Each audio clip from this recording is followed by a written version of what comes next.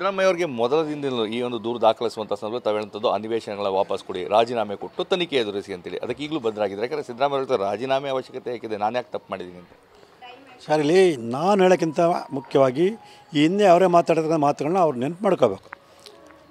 ಆವಾಗ ಅವ್ರು ಏನು ಮಾತಾಡಿದ್ರೆ ಅಂದರೆ ಇಡೀ ರಾಜ್ಯ ಜನ ಗಮನಿಸಿದ್ರೆ, ಒಬ್ಬ ಅಧಿಕಾರದ ಇರತಕ್ಕಂಥ ವ್ಯಕ್ತಿ ಆರೋಪನ ಹೊತ್ಕೊಂಡಿದ್ರೆ ತನಿಖಾ ಸಂಸ್ಥೆಗಳು ನಿಷ್ಪಕ್ಷಪಾತ ತನಿಖೆ ನಡೆಸೋದಕ್ಕೆ ಸಾಧ್ಯ ಇಲ್ಲ ಅಂದರೆ ಅವ್ರು ಇಡೋದ ಅಭಿಪ್ರಾಯ.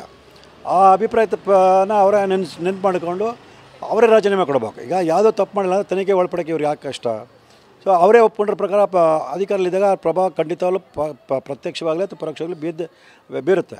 ಹಾಗಾಗಿ ಯಾವುದೇ ಪ್ರಭಾವ ಇಲ್ಲ, ನಿಷ್ಪಕ್ಷ ತನಿಖೆ ನಡೆಸಬೇಕು ಅನ್ನೋ ಉದ್ದೇಶ ಖಂಡಿತ ಇದ್ದರೆ ಅವರು ನೈತಿಕ ಹೊಣೆ ಹೊತ್ತು. ಅದಕ್ಕಿಂತ ಮುಖ್ಯವಾಗಿ ರಾಜ್ಯದ ಮುಖ್ಯಮಂತ್ರಿ ಸ್ಥಾನಕ್ಕೆ ಅದರದ ಗೌರವ ಪಾವಿತ್ರತೆ ಇರೋದ್ರಿಂದ ಅದನ್ನು ಉಳಿಸುವ ನಿಟ್ಟಿನಲ್ಲೂ ಕೂಡ ಅವರು ರಾಜೀನಾಮೆ ಕೊಡೋದು ಸೂಕ್ತ ಅನ್ನೋದು ನನ್ನ ಮನವಿ.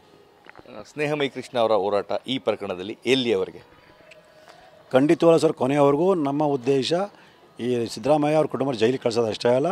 ಸಿದ್ದರಾಮಯ್ಯನಂಥ ಪ್ರಭಾವಿ ವ್ಯಕ್ತಿಗಳು ತಮ್ಮ ಅಧಿಕಾರವನ್ನು ದುರ್ಬಳಕೆ ಮಾಡಿಕೊಂಡು ಆ ಮೈಸೂರು ನಗರಾಭಿವೃದ್ಧಿ ಪ್ರಾಧಿಕಾರದ ಅಕ್ರಮವಾಗಿ ಏನು ಸಾವಿರಾರು ನಿವೇಶನವನ್ನು ಪಡ್ಕೊಂಡಿದ್ರೆ ಆ ಎಲ್ಲ ನಿವೇಶನಗಳು ಮೈಸೂರು ನಗರ ಪ್ರಾಧಿಕಾರಕ್ಕೆ ವಾಪಸ್ ಬರಬೇಕು, ಅರ್ಹ ಫಲಾನುಭವಿಗಳಿಗೆ ಅದು ತಲುಪಬೇಕು.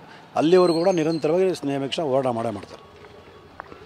ಇದು ದೂರುದಾರ ಸ್ನೇಹಮಯಿ ಕೃಷ್ಣ ಅವರ ಮಾತು. ನನ್ನ ಹೋರಾಟ ನಿರಂತರ. ಇದು ಕೇವಲ CM ಸಿದ್ದರಾಮಯ್ಯ ಅವರ ಕುಟುಂಬದ ಏನು ಆರೋಪ ಇದೆ ಇದನ್ನು ಸಾಬೀತು ಮಾಡೋದಲ್ಲ, ಮುಡಾದಲ್ಲಿ ಆಗಿರುವಂಥ ಸಾವಿರಾರು ಕೋಟಿಯ ಅವ್ಯವಹಾರ, ಅದರ ಹಿಂದಿರುವಂಥವರಿಗೆ ಶಿಕ್ಷೆ ಕೊಡಿಸುವುದೇ ನನ್ನ ಹೋರಾಟ ಆಗಿದೆ. ಅಲ್ಲಿಯವರೆಗೂ ನಾನು ಹೋರಾಟವನ್ನು ಮಾಡ್ತೇನೆ ಅನ್ನೋ ಮಾತನ್ನು ಸ್ಪಷ್ಟಪಡಿಸಿದ್ದಾರೆ.